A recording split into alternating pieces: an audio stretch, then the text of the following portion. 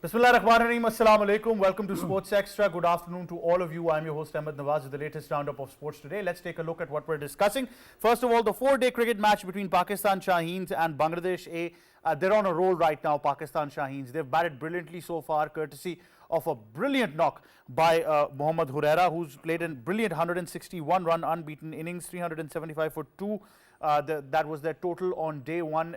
Like I said, 4-day, 5-day cricket is really, really important. And once you're getting your, A teams touring and playing, you're getting that bench strength. But obviously, I think these kinds of performances need to be not just noted across sections of media. I'm very, disappointed so far that I haven't seen much of a hype. Had it been anyone else who was controversial, the whole Pakistan media would have gone crazy. But Huraira has been performing consistently in Pakistan's domestic structure, and that's why I think a technically sound batter has just provided with a brilliant start as well. Alongside that, Sahibzada, Farhan, Umar Amin all had notable contributions with Huraira as well. So far things are looking very, very good for Pakistan Shaheens in this game against Bangladesh A. Then we move on to discuss Women's T20 Asia Cup that begins in Sri Lanka. Pakistan take on India, arch rivals India, in this women's encounter.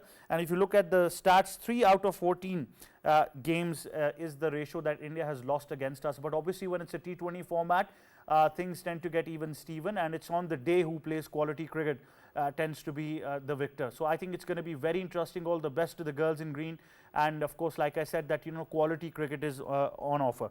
Then we move on and we discuss India's T20 international captaincy. Surya Kumar Yadav has taken over the captaincy reins. Of course, Rohit Sharma, the skipper, retired from T20 international cricket after winning the World Cup for India.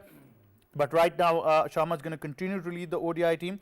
Shubman Gill has been named the vice captain in both T20 and ODIs as well. They tried Shubman Gill in the series against Zimbabwe, but just for this one, they're going to try Surya Kumar Yadav. Obviously, consistently going forward, they're going to take a decision. But I think that's the far-sighted approach. You're developing captains side by side. That's the way forward. No controversy there. If Shubman Gill was captain for one series, now it's Surya Kumar Yadav. No media is going crazy. There's no controversy. Nobody's saying that I won't take a central contract. So things are in the right direction. That's what defines sides as well. So I think it's very important that we discuss. And India's coach Gautam Gambhir has actually categorically mentioned that he wants a full-fledged side for that tour as well. Obviously, that's his first assignment in ODI cricket as well, preparing for the Champions Trophy. So he doesn't want Kohli or Sharma to go for a long period of extended rest before the Champions Trophy as well. Then we talk about FIFA, who has opened an investigation into alleged racist chants by Argentine players. They're probing controversial video of the Argentine team, and they've said that we strongly condemn any form of discrimination. This was a statement that was released by spokesperson for FIFA. So alarming, and I think racism has no place in any sports, and that's why it needs to be dealt with very seriously. So we talk about all of this in I think detail on the show, and we discuss and explore some more avenues circling around Pakistan cricket as well. Time now to introduce the guests. First of all, joining us is cricket commentator, international broadcaster, presenter, and our sports expert, K. Asif Ahmed. Assalamu alaikum, Asif. How are you? Walaikum Assalam, Ahmed. I'm doing very well. Thank you very much. We've also been joined by the birthday boy for this week. A belated happy birthday to you as well, Mr. Sabir Hussain, cricket expert and analyst. Assalamu alaikum, Sabir. A very belated happy birthday to you. Walaikum Assalam, Ahmed. Thank you so much, for the kind, words and lovely wishes. I mean, thank you. Well, kind words are always encouraging when there is a, food on offer right after the show. So I guess I have to say, we've also been joined by senior sports journalist Syed Haider. Assalamu alaikum, sir. How are you? Walaikum Salam, Ahmed. I'm fine. How are you? And I will also tender my best wishes to Sabir on his birthday. I hope he will be more and more in cricket commentary and cricket expert, and we will see more from him.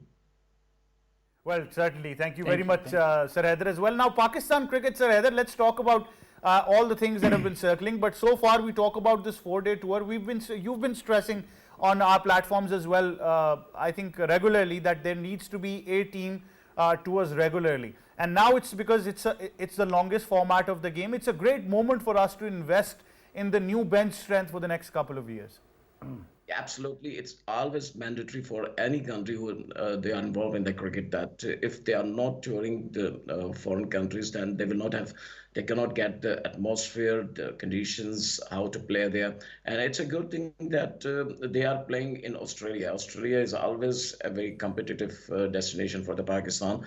cricket team, and every time when the Pakistan is touring Australia, then they are having a problem. So I hope that they will get some experience that on the pitches, although it is in Darwin. Darwin is not a popular cricket venue, but still it's a good sign. And they are playing against the Bangladesh. If it could be against Australian team, then would be better for the Pakistan team. But anyhow, if they are playing against Bangladesh and they are showing their performance as we have seen today, we have got figures states from the Australia that. Herrera and other batters, Kamran Ghulam and Sabza Farhan, they have batted well. So it means that the players they are concentrating and they are thinking about that if the long duration cricket, if they will do something in long duration cricket, then they can make the place in every format. So I hope that it will be continue, and it's a good thing from the Pakistan Cricket Board and cooperation from the Australian Cricket Board. So we should thank to all of them who have arranged this one. Well, certainly, Asif, it's very important this tour. We've talked about the significance time and time again. But now when we look at the performance, Herrera has been brilliant. You're one of the individuals amongst us who has seen him perform in the domestic circuit in front of your own eyes. So what can you highlight first about Herrera and then the significance of this tour as well? Well, Ahmed, first of all, I would like to give a brief history of Marara Oval, the Darwin, also known as TIO Stadium. It was earlier a football and a rugby stadium. In 2003. A drop-in pitch was installed there. This stadium built in 1991, and the first test match was happened between Australia versus Bangladesh in 2003. As Sir Haider was talking about the importance that why Pakistan is playing in Australia and neither we're playing in Pakistan nor in Bangladesh, why we have invited them to go there and play on a neutral venue like Australia. It's a northern territory of Australia, and when we talk about the pitches, the drop-in pitches, the bouncy pitches, always we expect some extra bounce in Australia. So it was a very good idea from Pakistan Cricket Board and the Bangladesh Cricket Board to go there and give an opportunity to your players, to the youngsters, to get some knowledge and to get some confidence. And of course that when you're playing on a bouncy pitch and when you're performing there, I think it improves your confidence. And now coming towards your question, Herrera, yes, I have watched him. He is such a brilliant player. If you see his track record, his first-class record, the averaging is 53. What does it mean? That plenty of runs he made in domestic cricket, and he was the youngest, second youngest lad in Pakistan who scored triple century. Earlier on, Javed Miandad scored a triple century in Karachi in the age of 17, and Herrera scored a triple century in the age of 19. And now, you know, in this age, when you're scoring this kind of runs, the bulk of runs against top-notch quality, top-notch bowlers, and against very good bowlers like, you know, that from last 5-6 years, we've been observing that the fast bowlers in domestic cricket, they're not performing well just because, you know, that these pitches, the quality of pitches. But even then, when you're scoring triple hundred in any kind of circumstances or on any kind of surface, it means that you have talent, you have something extraordinary, you have something special. And he's come from the structure as well. It's not like somebody who's played cricket outside Pakistan. He's come from the grassroots structures and the ranks of Pakistan cricket. Well, Ahmed, he played under 16, he played under 19, and then he promoted for the first class cricket. This is how you perform and how you. I do remember even he played under 13 as well for Sialkot. So you know, a background is really important when you and this 4-day cricket always very important to improve your skills. Either you're a spinner, either you're a fast bowler, either you're a batter, and same with Kamran Ghulam. If you see his average is around 48 in first class cricket. Last 2-3 season he's been so good with the bat. So these two youngsters, and then of course I would like to watch Hasibullah, that how he will perform, either if he's in the side or not. But we have another 4-day match in Darwin. So this series is very important, and the Shaheens, earlier known as Pakistan A, now they went to Australia and playing against Bangladesh. I would like to request to Pakistan Cricket Board from this platform, please continue these kind of tours, even in England, even in Sri Lanka, even in with UAE, even in if you are playing with Afghanistan, even if you are playing against Ireland. These kind of tours for the A team, for the youngsters, they're very important. But consistently, not once in a while. You That's do why a I'm tour saying and keep then continuing. obviously. Yeah. And I think, like I said, it's very important that we recognize these performances and we keep them in the record books. So our argument should be based on their performances. What happens is that, you know, a player performs over there, Herrera, for example, consistently performing in the domestic circuit for Pakistan, but because no PSL franchise picked him, he wasn't in the drafting list, so nobody talked about him in Pakistan cricket. Well, if you allow me, regarding Herrera, which you're talking about, that if he is not in PSL, I think it's good for him to go and play 4-day cricket and improve. And you know that why he's so good, Ahmed? Because he looks at where he's playing a shot. He's not playing a no-look shot. I think that's why. Yeah. See, no-look shot is only the idea of coaches for Saim Ayub.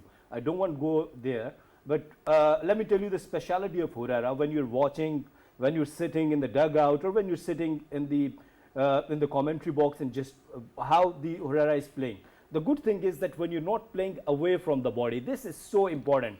Even Virat Kohli, see, he has retired from the T20 international cricket. Still, he's so good. He just play according to the merit, and just he just tried to play with the straight bat. Herrera, he's so good with his cut shot. I like his flick and glance. Both are there perfect. And when he drives brilliantly. So he is a complete package. Complete package for the longer format of the game. And even somebody who's technically sound can play well across formats, like South Shakil, I keep on mentioning. That's correct. Sabir, Herrera is that one fine example, but so far it's been a decent day one for Pakistan Shaheens in this tour. What would you like to add?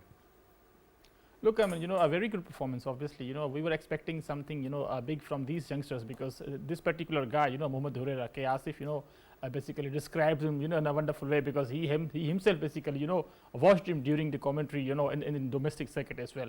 So obviously he basically, this particular kid performed earlier. We have seen, you know, his 100, and he's basically played 38 matches, you know. He's 22 years old. So I mean, I don't know why Saim Ayub was selected in Test squad when basically he played couple of, you know, 15 to 20, you know, first class matches. But again, the recognition is very important. Like Ahmed rightly said, I mean, the recognition of performance, and also the reward. Reward means he must be selected in the Test squad. Like this kid, along with him, there are a couple of more players who have been performing really well, especially in Pakistan Shaheens Tour, emerging, you know, Asia Cup as well, and A tours as well. We have seen a couple of good, you know, middle order, top order batsmen as well. So these are the basically bench strengths for Pakistan, especially in the longer format. And yes, he has been not playing PSL, as rightly said, good for him, because it's better to him to basically go to domestic circuit, play especially 4-day cricket.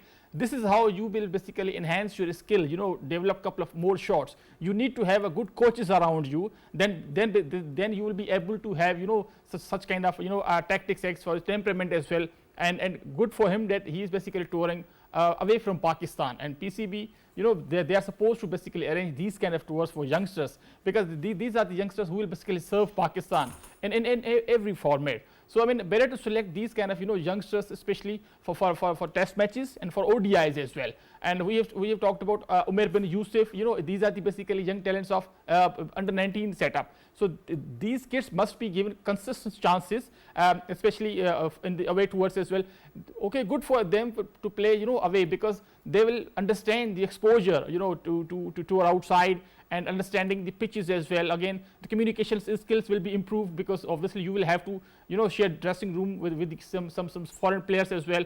So we must not criticize they are playing against Bangladesh. We must appreciate the role of PCB, because they are, you know, playing in Australia, and, you know, different conditions, different pitches as well. So good for them to play basically outside. Like I always talk about Sri Lankan, you know, cricket board. They always, you know, have so many A tours, especially England Lions basically coming there. Right. We're just going to go towards a short break, but stay tuned, because we'll be right back on Sports Extra.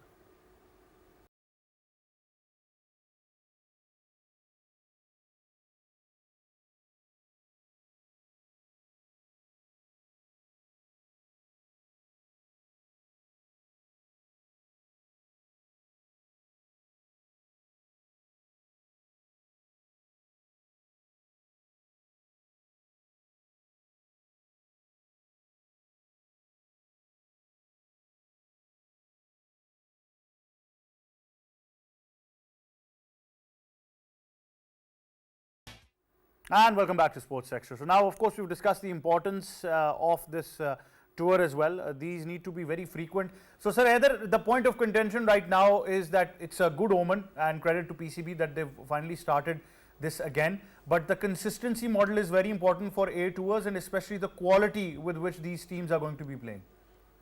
Yeah, exactly. It's very necessary. The quality of cricket for the young players, it's very necessary. Otherwise, if you will get the tours only such teams where the quality of cricket is not available, then useless.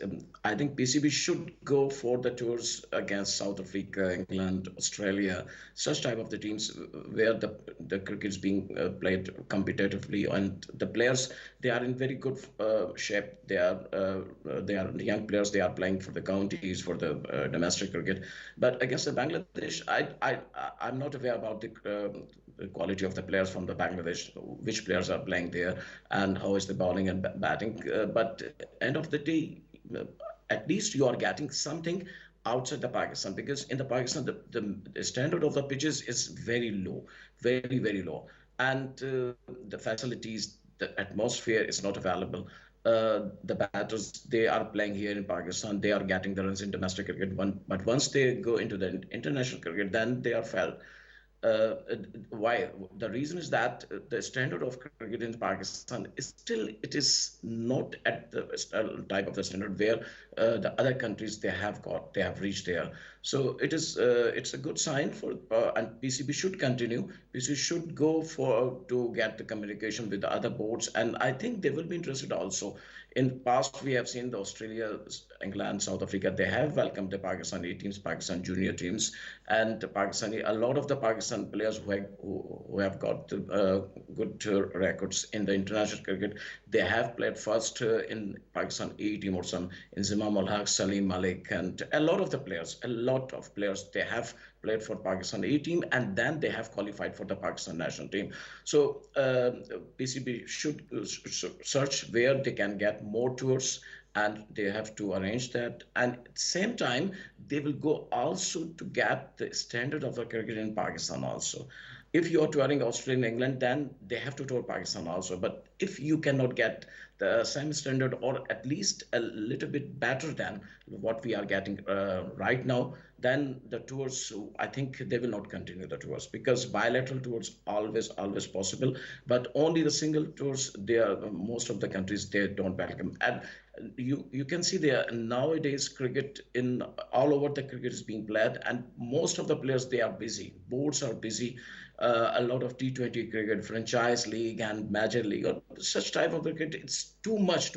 I think ICC should control, and every country who are arranging the leagues cricket, they have to reduce. ICC must reduce, and to promote the long duration cricket, 4-day, 5-day cricket, by which cricket skill will come. We cannot see it right this moment. We cannot see the skill. We can see only the big shots, big fans, and something. But the type of the cricket, standard of cricket, really, it is being vanished. Certainly that is the case, and of course, like I said, that we hope for consistency, and for these results and these performances to be documented, and player profiling that we always talk about needs to be a hallmark as well of these players. From here onwards, their Pakistan selection should become the key element as well. Now, of course, you move on. Pakistan women's team is all set to face arch rivals India in the Women's T20 Asia Cup that begins in Sri Lanka. Asif, there's been some quality cricket. West Indies, South Africa have toured Pakistan. Obviously, results haven't been there. Now, I think a lot of things have been settled by PCB as well. They're revisiting the central contracts. They increased them. Now they're going to increase them 3 times than what they're getting. So, if you know that is the case now, so I think it's now turn for us to focus a bit on results as well, because obviously performances tend to become very important in these tournaments. Well, that's right. And Ahmed, before going towards your question, I would like to add something. And the news is coming that the Pakistan Cricket Board has not given an NOC to Naseem Shah for upcoming 100 League. And another news is coming that Pakistan Cricket Board is thinking now to don't give the NOC to Babar Azam and Rizwan for upcoming global T20 in Canada. So I think it's a very, very good news. And this is what we were expecting, and it's a part of surgery, I think. Now, coming towards your question, Pakistan women versus India women, a very important match. if you see that the Indian side is a very quality and a very experienced side. But looking towards the Pakistan side, Iram Javed, once again, she got a chance now. And Sidra Amin, a very, very brilliant and talented player. I always like her technique. She is a brilliant player. And now there's the time that it's a very important tournament and we're looking towards her do something special for Pakistan. Alia Riaz is there, right-hand batter and a medium-fast bowler. Fatma Sana, one of the rising star in Pakistan cricket. In last couple of years, she's been doing so well with the ball, with the bat. And then, of course, the skipper Nida Dar. So overall, if you see, and Diana Beg, the Pakistan squad is very good. As you said that we've been observing, witnessing that from last 3-4 years, we didn't play good cricket as far the other teams are playing, that they're visiting Pakistan, especially when we talk about the ODI, that the Pakistan team, the performance was not up to the mark.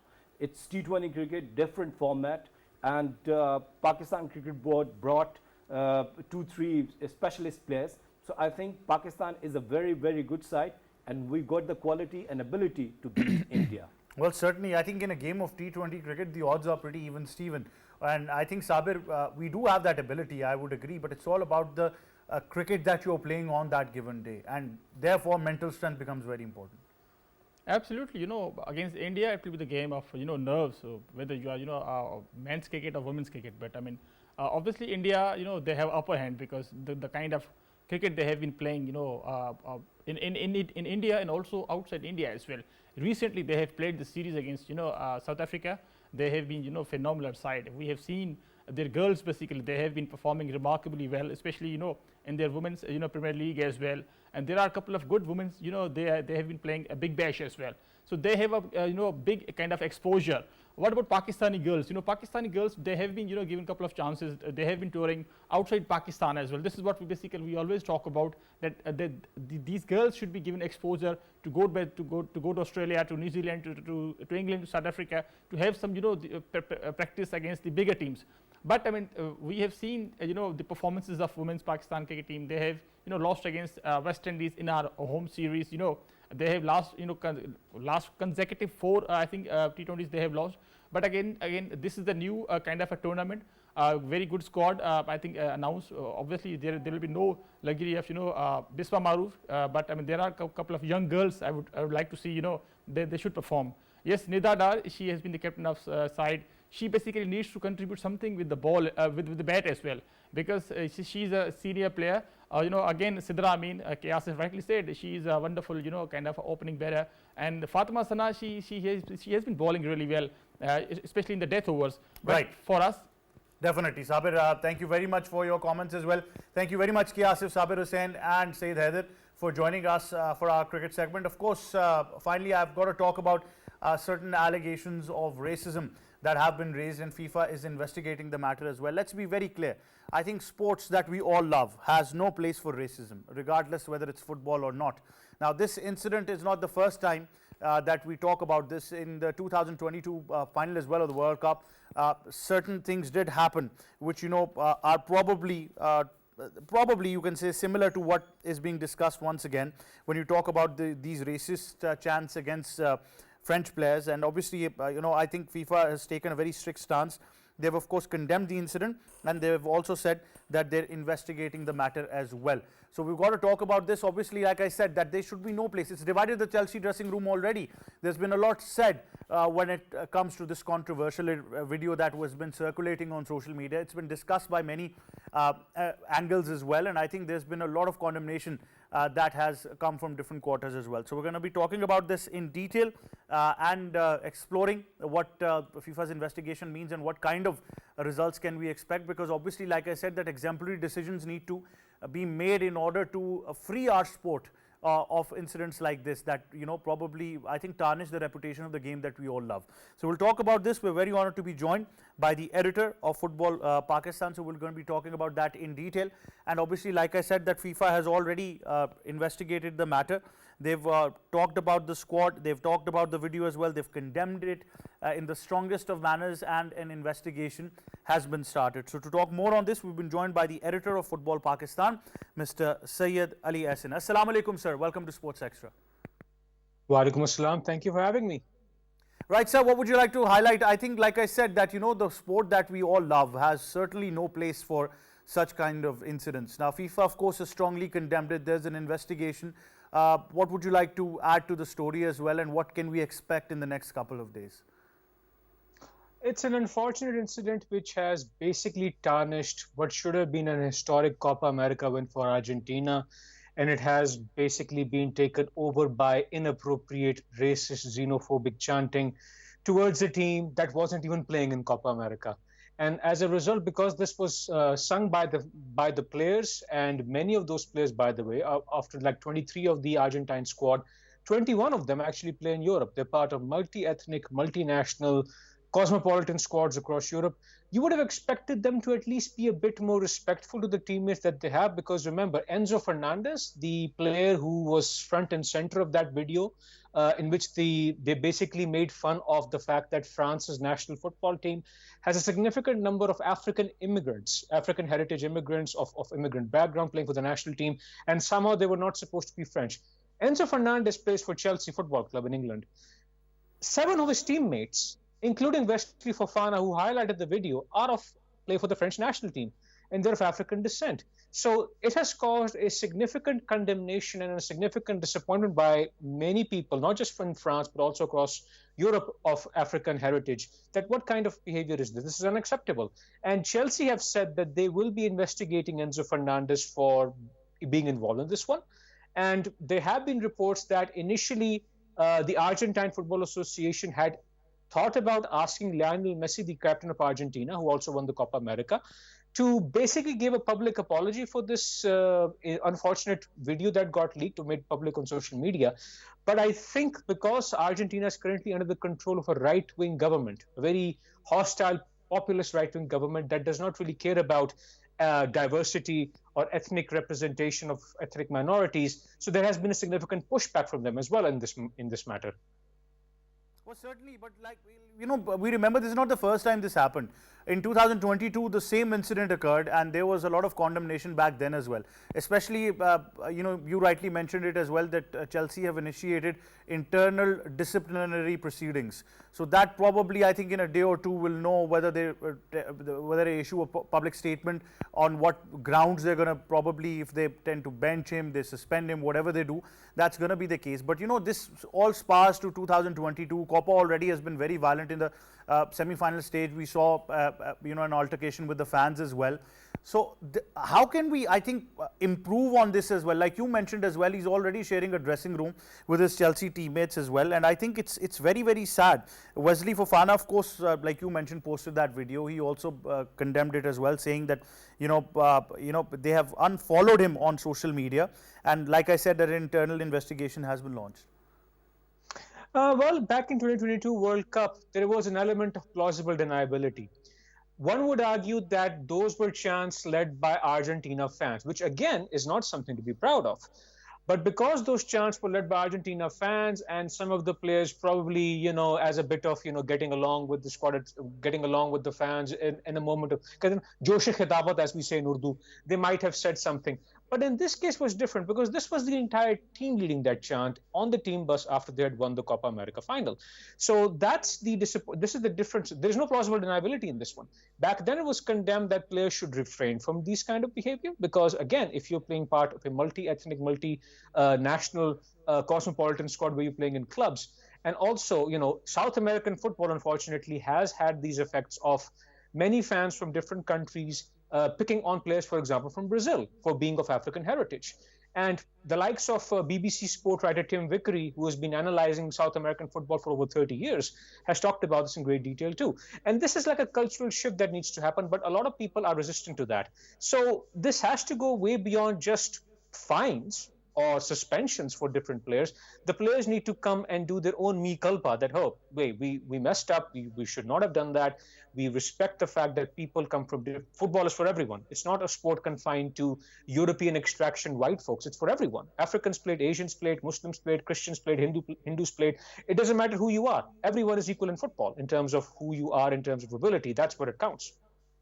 Well, certainly, but you know, to an extent where former French captain Hugo Lloris is saying it's an attack on the French people, I think it further complicates the situation to an extent that we see a diplomatic row in the making as well. But you know, from our perspective, we understand all of these things, Ali. What can more be done by FIFA as an organization? I mean, this is not the first time FIFA would be investigating an allegation of racism. Internally, there's been a lot of setbacks, including financial irregularities. There's so much that has been said about FIFA's internal structures as well. What kind of better policy making can we hope for in the future, and what can be effective for the next generation?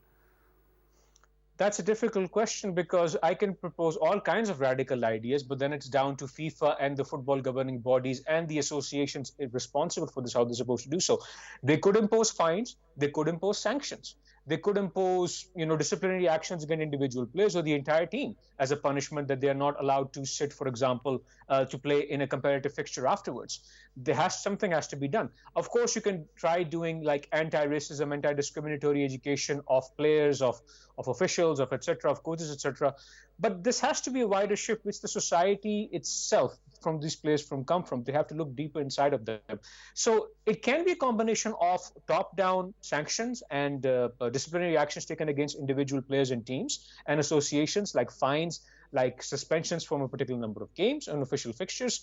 And it has to be something which the associations themselves have to take care of, because again, this is not exactly a good look when you're making fun of someone's race or ethnic origin, especially those who play for France. And France, remember, just narrowly saw an election in which a left-wing coalition managed to beat a much more far-right, and some might even argue, nativist government which could have taken place. So these tensions of ethnicity, of immigration, of different colors and different religions coming in play, this is basically being played out in the football field as well. So it's an unfortunate reality that people have to live by, but people have to understand societies have to change and evolve with the passage of time. That's all we can do. We can do sanctions, we can do penalties on players and teams and officials, etc.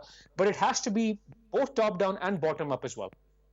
Well, certainly. I think across the board that education from society, from angles of the media, from wherever it comes, it needs to be a jargon that becomes very, very common. But thank you very much, Ali, for joining us on Sports Extra. It was a pleasure having you on the show. Right, that was editor for Football Pakistan magazine. You know, it's plain simple. I think across the board, this education needs to flourish. Be it us from our quarters of the media, be it the fans, anybody who consider themselves part and parcel of the game, because we all are. I think we need to create that education amongst our next generations, amongst our society. That tolerance is something that is very, very important. It can be on the basis of religion, it can be on the basis of ethnicity, it may be, related to opponents sharing a different dressing room. I think that level of tolerance now, and I think I'd agree with Hugo Lloris to an extent where he said that we all make mistakes, but the fact is that when you win, you can't let the aura take you away, because that's when you're even more responsible, and you should be more responsible and display more responsibility towards everyone. So I think that really puts it in a nutshell as well. We hope for some certain decisions that make sense and that make a difference to the game that we all love. That wraps up Sports Extra. For me and the entire team, it's goodbye for now.